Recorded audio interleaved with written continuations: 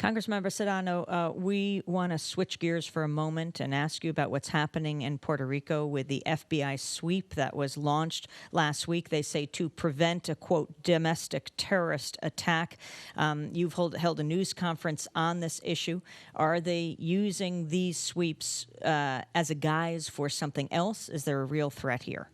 I think there's a real threat. You know, one of the things I said at that Speak Out Forum, the press conference, was that just at the time when I was able to get the FBI to release, and they've released so far 155,000 files on the whole Puerto Rican independence movement.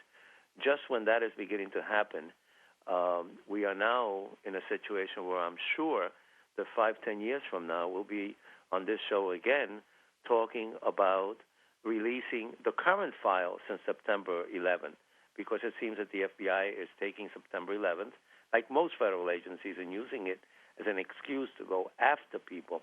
The problem is that now they claim that it's part of terrorism. Last week, the subcommittee that I sit on, an Appropriations Committee, Homeland Security, I asked the director, Chertoff, I said, if the attacks in Puerto Rico, the sweep, was related to terrorism, then you were involved, right? You know something? Not that this shocks anybody about this particular gentleman. He claims he had no knowledge that the FBI was claiming that this was terrorism related. And it wasn't, because as you know, a few hours later, they dropped the terrorism comments. They dropped the fear of a terrorist attack comments. And now they can't explain why they swept through Puerto Rico and attacked all of these homes and created the situation. The problem they committed this time, the mistake they made, is they went after some folks in your profession. As you know, there is live videotape that shows the amazing of journalists who were trying to get the story, and the FBI was just spraying them and creating havoc. And so most of what is happening in Puerto Rico right now, interestingly enough, is politicians defending the press and asking questions about the press, and that's historic because we politicians never defend the press.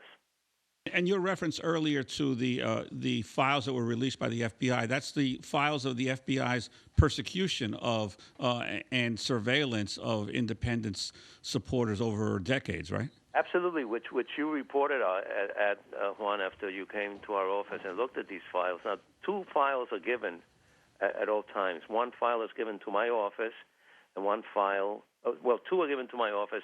I send one to the Puerto Rico Senate, and they claim that they're doing something with it. I'm not sure what, but they will be giving it at least to some of the institutions down there to look at.